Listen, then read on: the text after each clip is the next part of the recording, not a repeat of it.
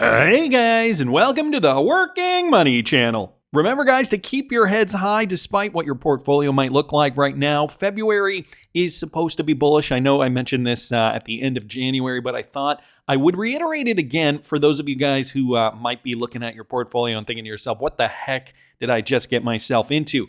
Okay, so even during the bearish years, right? Take a look at this. 2018 and 2019, two bearish years, we actually still did see increases during the month of February for cryptocurrencies. And there was only a couple of years here, like 2020 and 2014, which was very early on in the cycle, negative 31%. But even in 2020, we only saw a decrease of 8.6%. Compared to these other Februaries like 2022, which was in fact a bearish year, we still did see an upswing of 12.21%. And 2021, of course, that bullish year, 36.78% for the entirety of crypto. And you know, right now we're seeing Bitcoin just kind of waiting, catching its breath, waiting for that next leg up. Bitcoin is sitting strong at $43,000. So is it going to be another leg up, or are we going to see another leg down before that new leg up? I gotta say, for that position I did just get into at the end of January, it's already sitting in profits, although the rest of my portfolio is still kind of waiting for Bitcoin to see what the King Crypto is going to do before moving. So there is still a lot of opportunity in crypto at this moment. If you guys want to follow what I'm doing, my personal portfolio, you can follow that at patreon.com/workingmoneychannel. And it is only $5 a month. It's the beginning of the month too, so a good time to join. Let's take a look at XRP. Right now, at the moment, we're seeing XRP. Wow, XRP has sprung up a little bit. Again, this is the hourly chart. And let me just zoom in here. You guys can see over the last few hours, we've seen a spring up for XRP. So coming out of this region here right now, we're seeing an XRP trading at about 52 cents per coin. And if I zoom out here, let's throw this on the daily. And then Nike swoosh pattern still in check here. Here, let me just draw a brand new one on here. Nike swoosh pattern, well, going just a bit under.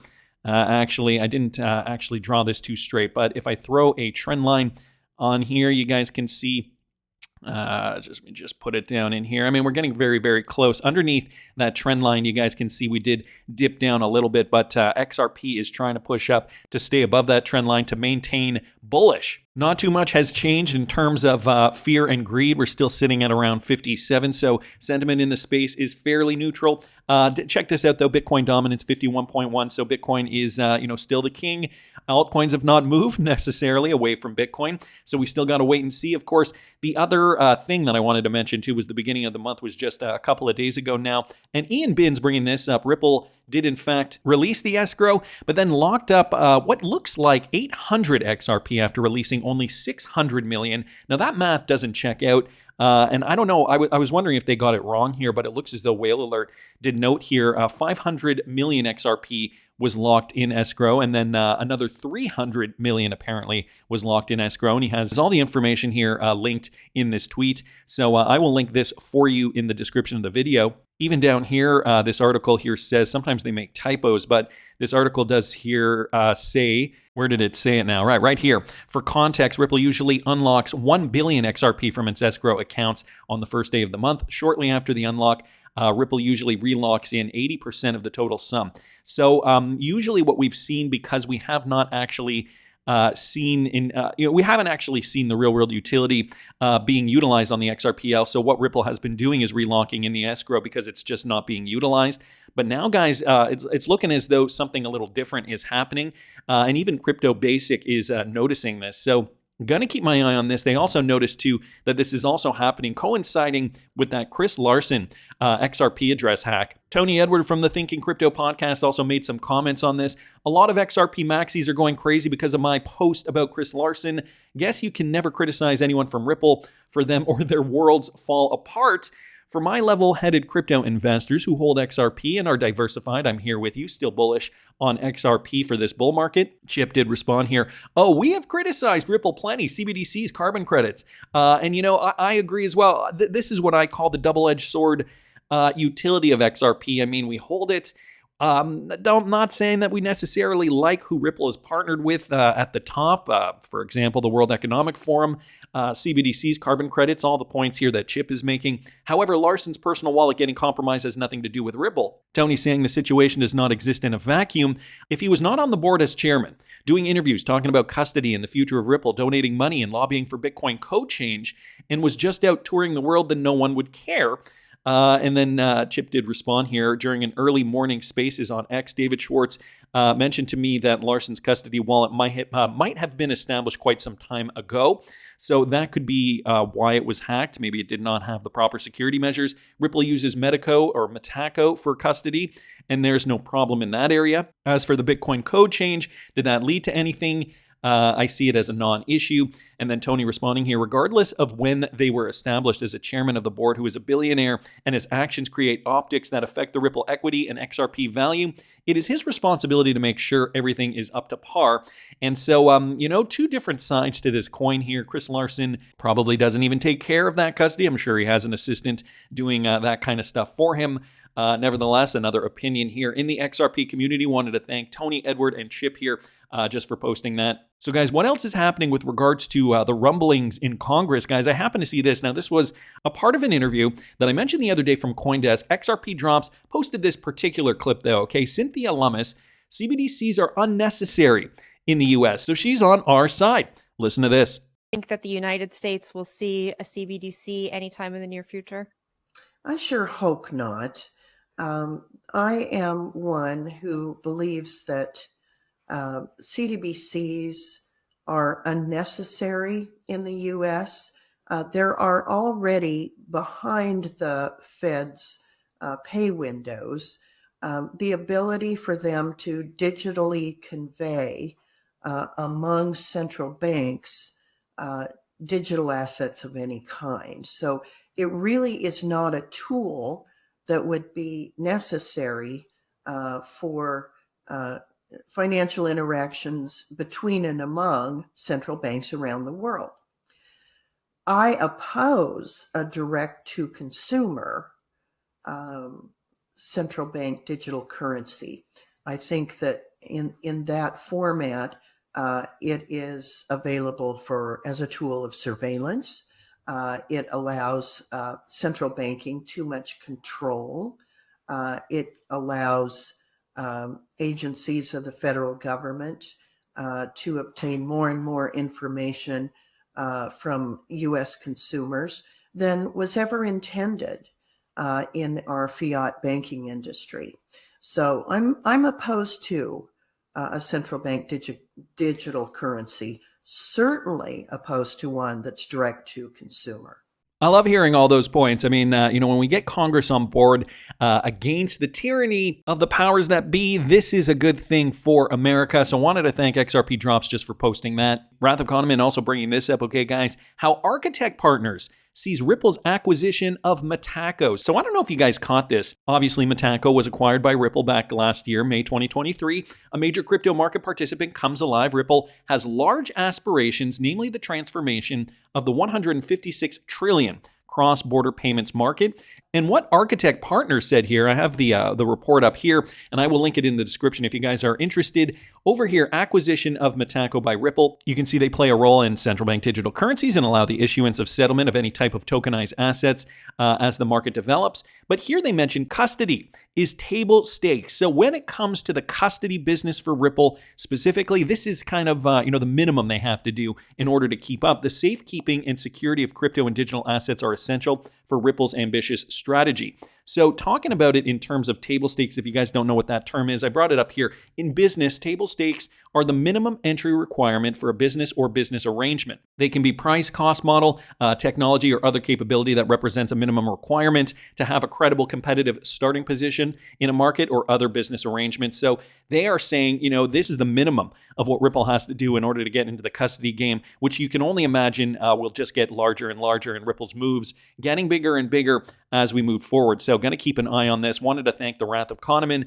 for posting that. Happen to see some VeChain news too, guys, from Michael Branch, VeChain, one of those cryptocurrency projects that I do have in the $10,000 plus portfolio that I'm sharing with my Patreon subscribers at patreon.com/workingmoneychannel. One of those ones that is also in my legacy portfolio. So two things that I'm sharing over there for my subscribers. A great coin with great tokenomics. Also note this, they've just surpassed 200 million transactions with one of their biggest partners, Walmart, guys. So yeah, VeChain is partnered with Walmart in China in a groundbreaking collaboration. VeChain has propelled past 200 million transactions in a partnership with Walmart, marking a significant achievement in the integration of blockchain technology in its food supply chain. So the traceability of their food supply chain for their supermarket division, specifically VeChain's VET commitment to enhancing food safety and traceability aligns seamlessly with Walmart's dedication to key sustainable goals and robust regulatory compliance. And here is a statement. VeChain rockets past 200 million transactions with Walmart. VeChain is helping lift safer traceability food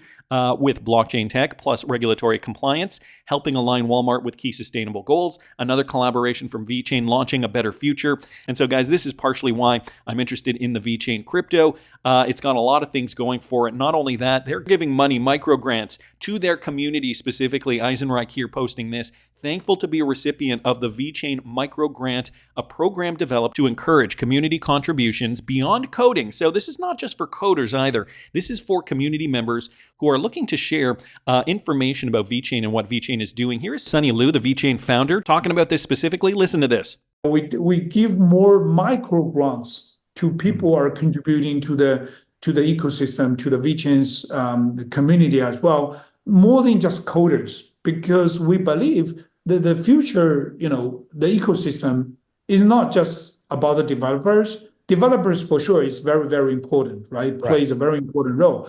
But actually there are many normal people who are doing the different type of contributions, promoting, making the communication, even someone in our community making a song about us, so all of the different type of contributions, we also wanted to support them as well, to reward them as well. So it could be coming from $1,000 to be $3,000 or $5,000. So those kind of micro grants, we wanted to spread more support to the community members, encourage them together to build up, the future sustainability ecosystem with us together.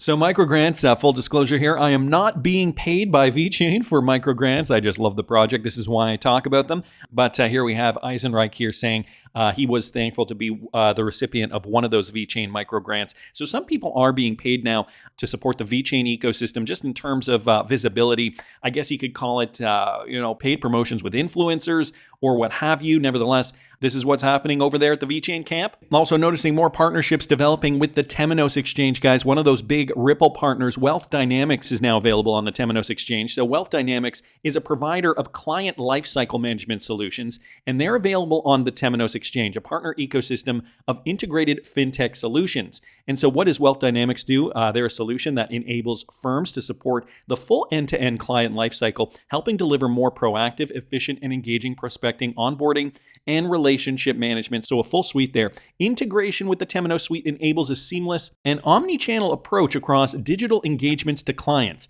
Okay, end-to-end client and investment management, and a joined-up approach to operations across the front, middle, and back offices. So the Temenos exchange brings innovation to the market faster and at scale, and the ecosystem offers pre-integrated and approved fintech solutions that can be easily deployed on top of Temenos' open platform for composable banking, enabling banks to accelerate the creation of new financial services while reducing the costs of development. So another integrated partner here, Wealth Dynamics solution. We're finding a lot of these companies too, they want to be one-stop shop solutions. And so, they decide, okay, well, we got to integrate with a company that can do that for us. In this case, it is Temenos. And as we know, Ripple is a Temenos partner. So by extension, they are now going to be running on RippleNet, the XRP ledger, leveraging XRP for utility. Once we do, in fact, see that mass influx of utility occur, of course, the ISO 20022 implementation has been big. We've been talking about that since 2020, probably since 2020, I'd say. But 2024, guys, looking to be the date. This one, courtesy of ISO 20022. Let's do it. He's saying this is the tipping point, guys. 2024, listen to this. There's a lot of things coming just literally right round the corner. We already have Fed now. We're going to have SWIFT mandates. We're going to have SEPA Inst. There is just going to be a lot, just in the payments arena, not necessarily just the whole of FS, but in the payments arena, there's a lot that's going to start to happen. And the issue that we have there is actually when we have these dates, they always get tighter towards the end. Well, 2024 and 2025 is going to be the years we're going to have to do it. We already have 76 ISO 20022 clearings out there. However, we're now getting mandates, we're now getting industry change. As you say, it is the tipping point when next year, 2024, we're going to get busy with ISO 20022, frankly, whether we like it or not.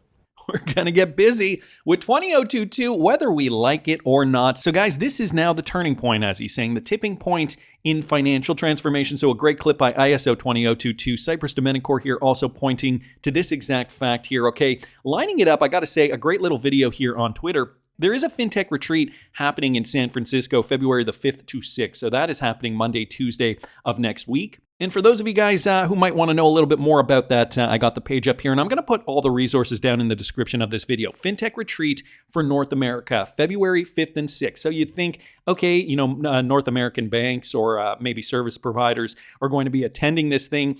And so just to take a look at this, you guys can see some of the speakers here, the headliners, right? And some of these companies are very familiar. We got Ravi Asumili. He is from Airwallex, which is in fact a Ripple partner. But guys, if we take a look down here, take a look at who is involved in this. Government agencies, including the White House, U.S. White House, okay, the FBI, the Federal Reserve Bank of Philadelphia, so we got Federal Reserve Banks on here too, and the Federal Reserve Bank of San Francisco, and as Cypress Domenicore here noticed, Japanese Ministry of Finance. Interesting that Japan is involved in this. On top of all these other U.S. government agencies. Now, in the private sector, we've got Visa and we've also got Ripple down here. Why is that important, guys? Well, of course, we know back in 2021, right after the XRP lawsuit was announced, Japan quickly came to the table in the media saying Japan's top securities regulator says XRP is not a security. Okay, that is important. From the get-go, Japan has said that XRP never has been a security, according to them. Also, this from back a few months ago, this is from back in September of 2023. XRP becomes a bridge currency for Japan financial giant SBI Remit. And if you guys know, SBI has been a long-time Ripple partner.